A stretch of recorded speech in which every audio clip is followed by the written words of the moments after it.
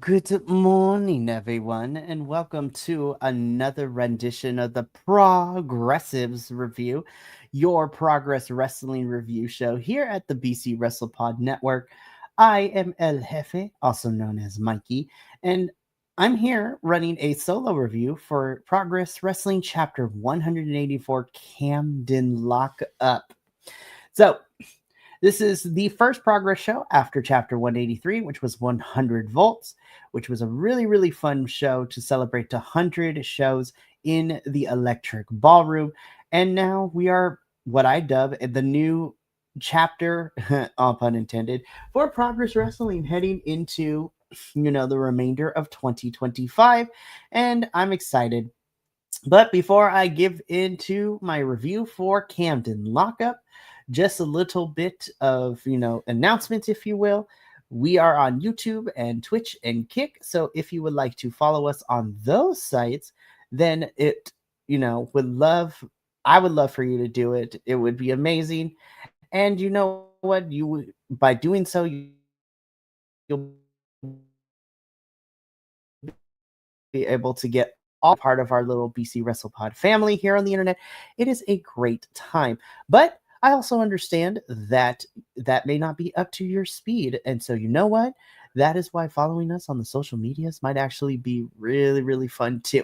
Because we do our report cards, we do lots of fun other stuff on the social media. So if that is more up to your speed, then go ahead and give us a follow there. But we also have some merchandise if you want to support us financially. We have review merch of all of our review shows here. We also have our special collections, which all have ties into charity, which includes our fall collection, our Latino Heritage Month, and we dropped 2 new designs just in time for spoopy season. And all of those have a charity tie-in. If you want to learn more about all that information, as well as to peruse our designs, then by all means, check out our link in the description of this review here, as well as posted in the chat now at bcwrestlepodshop.fourthwall.com. Also, and finally, if you would like to support us in another way financially, then might I recommend donating to our coffee. Our little friend, our coffee bot, will be popping up in the review ever so often. So if you feel inclined to do so, you can click the link and give us a donation. But with that out of the way, let us get into chapter 184 Camden Lockup. So, my overall thoughts about this before breaking it down, I actually really loved the show. I wasn't sure how we were going to follow up on 100 volts, which was a really excellent show. It was amazing. It was so good. Um, and you know what? This show was really, really solid. It was a lot of fun, but progress. We got to talk real quick. I love you. The only thing that was keeping this being from the only thing that was keeping this from being from a good show to a great show, what kept it from being a great show is I don't know what's going on. The audio issues were crazy. Like we couldn't hear the mics when people were talking. We could barely hear commentary team. Like I don't know what was going on with the audio, but y'all got to get it fixed for Jumping the Line, which is the next show coming up. So please, I love y'all, but get this audio issue fixed because I want to hear when people talk on the mics and stuff like that. But other than that, this is a really good show. There was a lot of fun matches. There's a lot shorter matches, but the main event went very long. So I was like, okay, it makes a lot of sense. So let's just jump straight into everything.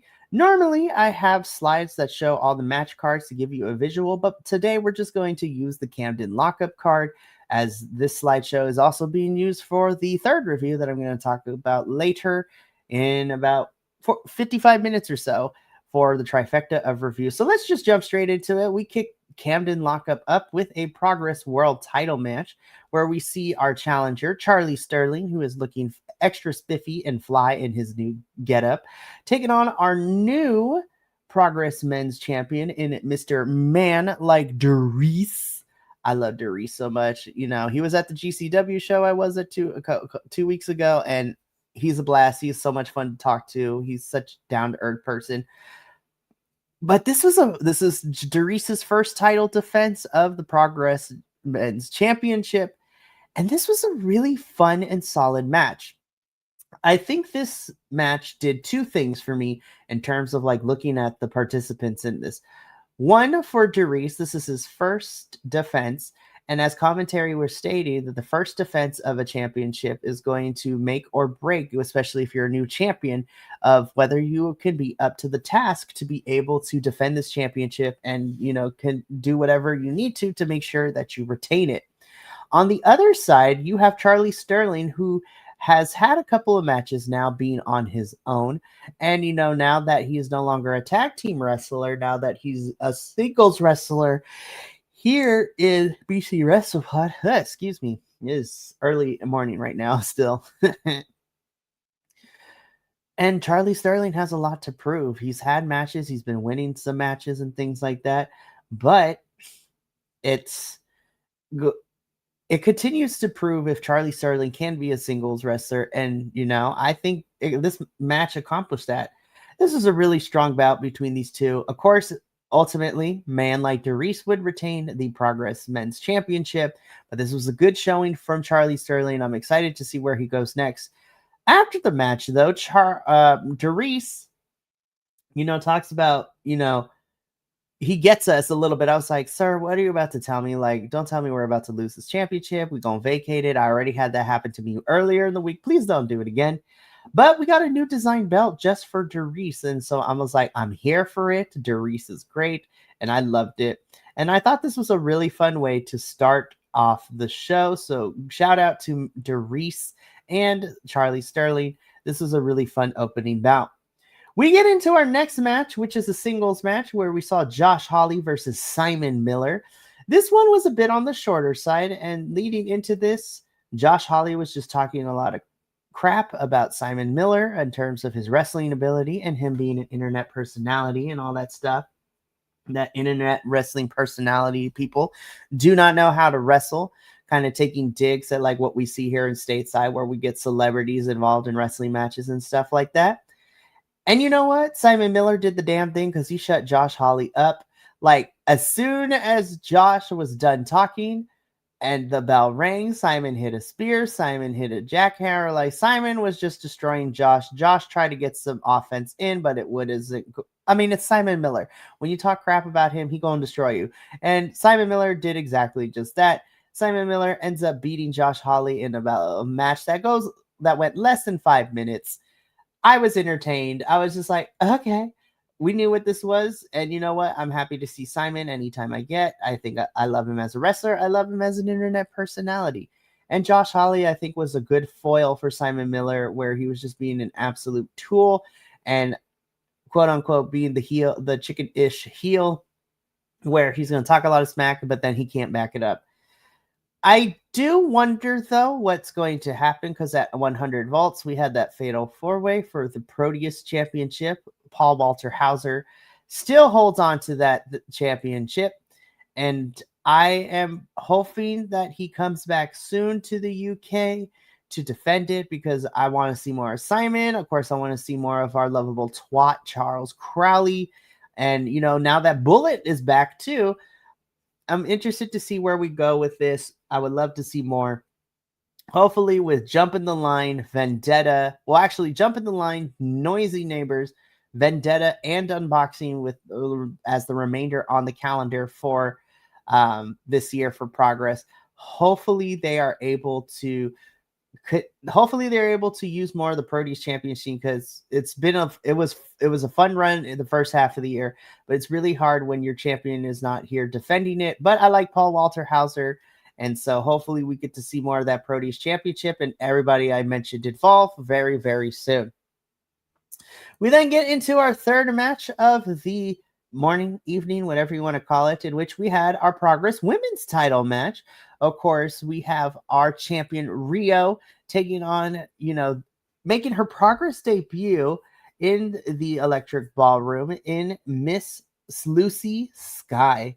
Now, Lucy is new to me. This is my first time seeing her wrestle, and I had a very fun time watching her. I thought she was really, really strong. I think she gave it a good try. But of course, Rio, be the dominant Progress Women's Champion that she is, she won with no problem. And this was a really fun match.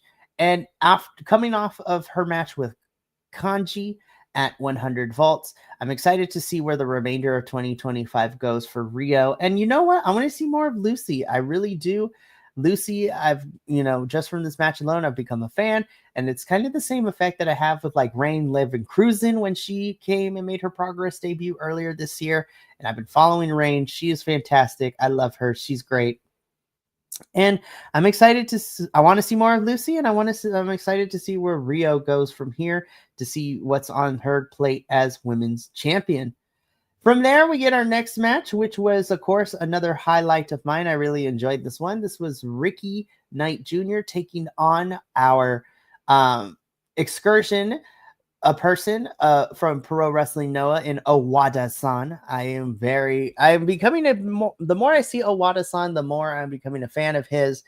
And this was a really good match. I really love Owada-san, but Ricky Knight Jr., there was a reason that you're a former Rev Pro UK champion. Like, I love this match. This is another exhibition match kind of bit where Ricky does win, but Owada-san looked really good. And I'm very excited to see more of Owada-san here in Progress. There's not much more I can say about this. This was a solid match between Ricky and Owada-san, and I want to see more of them here in Progress. So I'm excited to see where that all goes from here.